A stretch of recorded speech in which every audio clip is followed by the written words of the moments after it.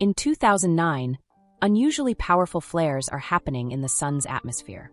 This is noticed by Dr. Helmsley, who travels to India to discuss things with astrophysicist Satnam. Together they visit a copper mine, where they use an elevator that takes them 11,000 feet underground.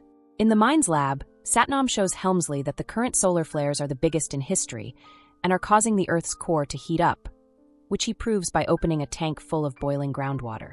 Fearing a global catastrophe, Helmsley rushes back to the USA to interrupt an important gala and reports the issue to Anheuser, the head of the presidential administration. 6 months later, in 2010, U.S. President Wilson tells the G8 summit about the upcoming end of the world. The information doesn't reach the general public, but the most powerful people in the world start making plans. In the Tibetan Valley, they start building large ark ships for the elite chosen ones, but they tell the locals that they're building a dam. They relocate anyone that can't work, and only people with certain skills are allowed to stay. In 2011, the ark tickets are being sold to the elite for €1 billion each. In 2012, the general public still doesn't know the truth, but newscasts begin talking about the Mayan calendar and how many people believe the end of the world is coming, to the point where they're self-deleting in groups. Cracks are appearing on the streets of California, but nobody takes them seriously, blaming them on a mini-quake. At the harbor, the passengers of a cruise are alarmed when the ship sinks a bit in the water. Later in the evening, Laura is called by the director of the Louvre, who informs her they've been lied to about the reason they moved the art, and that he'll appear at a press conference to tell everyone the truth. Before he can say more, his car suddenly blows up, killing him. In the White House, Helmsley and Anheuser inform Wilson that their calculations were wrong, and that the end of the world is coming faster than they expected. They're interrupted by Laura, who wants to know why the organization she works for is a sham. Wilson has no choice but to tell her the truth. Meanwhile, Jackson takes his kids on a family trip to Yellowstone. They're surprised to see a bunch of helicopters flying by, and that the lake area has been fenced, but they ignore the warning signs and climb over it. When they reach the lake, they're shocked to discover it's dried out and there are dead animals around it. While a weird man called Charlie secretly watches them from the forest, the military arrives and takes the family away to their base. Helmsley tells Jackson that they're geologists investigating what happened to the lake and that the area is unstable, so Jackson should take the kids away. After the family leaves, Helmsley calls Satnam, who informs him he had to seal off the mine and that he's been receiving similar data from other countries. The Earth's crust has begun destabilizing, so evacuation must get started. Jackson and his children go to a camping area only to be cornered by Charlie, who wants to know what the scientists say and laughs at the answer as if he knew it was a lie. In the evening, Jackson notices Charlie is broadcasting from his van and listens to his radio show, and Charlie shows him a silly animation about the Mayan prophecy. When Jackson stays skeptical that such a big secret could be kept, Charlie explains that anyone who tried telling the public the truth died, which he proves with a bunch of newspaper articles. Jackson notices that a professor he used to work with died 2 months ago, and Charlie says that this professor sent him a map with the location of government spaceships. Finding the idea ridiculous, Jackson returns to his tent. The next morning, the earthquakes in California get worse, and a huge crack on the ground causes a supermarket to split in two. In the meantime, Anheuser informs Wilson that only 4 arcs were finished, meaning it won't be possible to save enough people. In a meeting with the heads of all states, Helmsley shares a report and explains they only have 2 or 3 days left, so Wilson announces they're starting an evacuation plan. After dropping the kids at Kate's, Jackson gets a call from his boss, a Russian oligarch called Karpov. He's secretly preparing for the evacuation, so he orders Jackson to bring his twin sons to the airport. One of the boys tells Jackson that he'll die soon while he gets to escape on a big ship, right before another mini-quake hits the area. Jackson rents a plane and rushes back to pick up his family. At that moment, a more powerful earthquake hits California, and this time houses begin crumbling down. Jackson arrives just in time to pick up his kids, Kate, and her new boyfriend, Gordon. As houses collapse all around them, the streets also begin breaking down, so Jackson has to drive like crazy to avoid falling into a pit. Soon, other people try to escape too, and the streets get crowded. Downtown, bridges and skyscrapers are breaking down too, causing thousands of deaths. After lots of driving, the group finally makes it to the airport, only to discover the pilot is dead. Gordon has taken a few flying lessons but has no experience, So he nervously tries his best and manages to fly the family off right before the airport is destroyed too. Soon most of Los Angeles has gone down, and the sea is starting to cover all the cities on the coast. Moments later, the family stops at Yellowstone to find Charlie and his map, but Charlie isn't in the van because he's waiting for the end on top of a mountain, only to watch tons of birds fly by and the hills start to sink down. While Jackson goes away in the van, Charlie stays to keep on broadcasting as a volcano erupts and blows up the area. Volcanic rocks begin raining down, killing Charlie and hitting the back of the van. Thankfully, Jackson drives fast enough to jump over a crack in the ground and reaches the airport just in time.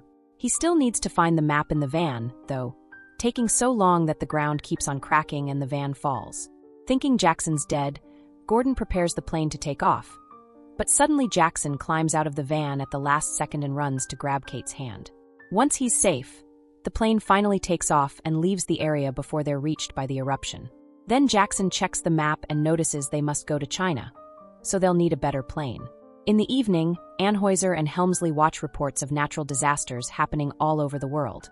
Important landmarks are being destroyed, millions of people are dying, and everyone is losing any glimpses of hope. Helmsley thinks it's time to tell the general public the truth, but Anheuser refuses until the chosen ones are on board the Arks, claiming it's for the sake of survival. Then they tell Wilson it's time to leave, but Wilson has decided to stay and go down with his people.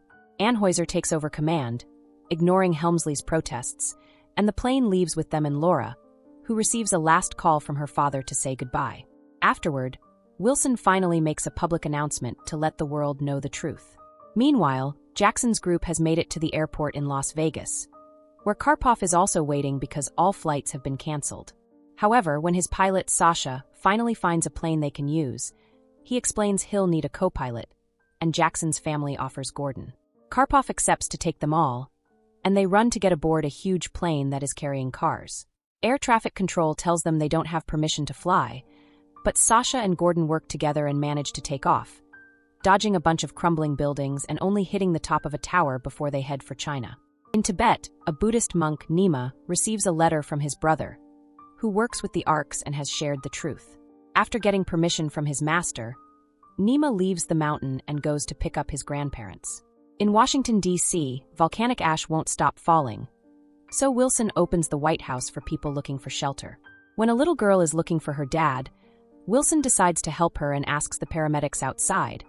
But suddenly, an earthquake hits the area and brings down the Washington Monument. In the Vatican, people gather for prayer at a special mass, only to be interrupted by an earthquake as well. The building crumbles down and kills millions of people. At that moment, a report comes in announcing tsunamis forming all over the world. A cruise ship in the middle of the sea is flipped over by the strong waves, and the workers can do nothing but accept their fate. In Washington, D.C., Wilson wakes up covered in ash among hundreds of bodies, only to watch a tsunami cover the area and kill any survivors from the earthquake, including Wilson himself. Meanwhile, Helmsley discovers that the base with the Arks will also be underwater in around 6 hours, and that the Earth's crust has shifted a lot. Both poles have reversed their magnetic fields and moved so much that the North Pole is now in Wisconsin. Back to Jackson's group, Sasha announces that the fuel is running out and he'll have to do an emergency landing. Once everyone is ready, Sasha and Gordon start to descend, only to discover there's no more ocean. Landing will be very difficult, so Sasha asks everyone to get into a car and exit through the cargo area. At first, Gordon helps Sasha, but the pilot tells Gordon to join the others. The families go out together in a car that lands safely thanks to the snow. Sasha manages to land the plane, but unfortunately, it slides on ice and falls off a cliff, instantly exploding and killing Sasha. At that moment, Chinese cargo helicopters fly by as they carry animals to the Arks. Some officers notice the families and land to rescue them. However, they only accept those who have tickets. Karpov leaves with his kids and the dog but doesn't take Tamara with him because he knows she cheated on him with Sasha. The group wanders around for a while until they see a truck pass by, so Jackson throws a rock at it to make it stop. The driver turns out to be Nima, who agrees to pick them up. Meanwhile, Helmsley's group also arrives in the area and notices lots of important people, like the Queen and her dogs. Only 4 Arks were finished, but the third one got damaged by the earthquakes, and lots of people like Karpov aren't allowed to board yet. When Helmsley gets into his cabin, he notices 10 people can fit there, yet they're favoring luxury. At that moment, he gets a call from Satnam, who reveals no plane picked him up as promised, and a tsunami is approaching his town, so he says a final goodbye before dying with his family. Afterward, a panicking Helmsley rushes to check the new data and reports that they only have half an hour before the wave hits the Arks. Outside the base, Nima arrives with the group, but his brother Tenzin refuses to receive anyone other than his family. Kate begs them to at least take the children, but the grandmother scolds Tenzin and convinces him to take everyone. The Arks are getting ready to leave, so the passengers of that Ark are being left behind. A furious Karpov punches a guard to make his way through the door, and the crowd immediately follows him towards the nearest Ark. However, the ship moves away from the platform, causing some people to try to jump. Tenzin leads the group to that same Ark through an alternate safe path. While Tenzin opens a secret passage inside the Ark for the group, Helmsley watches all the people falling off the platform and can't take it anymore. He contacts the heads of all countries and asks them to open the gates so the rest of the people can come too, but Anheuser interrupts him to point out that they only have 15 minutes left before the wave hits. Helmsley doesn't give up and talks about how they're losing their humanity. The leaders give in and authorize them to open the gates. Inside the Ark, Jackson's group gets in danger because they're sneaking around the lifting mechanisms, which start moving when the gates open. Tenzin and Gordon are pushed off and barely manage to hold on to the edge. Jackson rushes to help them and brings Tenzin back up, but unfortunately, Gordon slips off and is ground to death by the gears. Jackson almost gets crushed too, but the cable they use to hold on gets stuck in the mechanism and jams it. The gate doesn't fully open, but it's still enough for the crowd to rush inside. With only 4 minutes left before impact, the wave is already getting closer and taking over the mountains, where Nima's master rings the temple's bell before dying. The gates start to close, but Karpov is still outside, so at the last second, he throws his kids into the Ark before he falls to his death. Because of the cable from before, the gate doesn't close completely, so the Ark can't leave yet. The technicians check the cameras and find Jackson's group, so Helmsley runs to solve the issue. At that moment, the tsunami finally hits the Arks, killing all the remaining workers in the base. Water gets inside Helmsley's Ark through the open door, and as people panic, the security system begins blocking the compartments one by one. The chamber with Jackson's group is quickly sealed too, splitting them up and leaving the chamber flooded.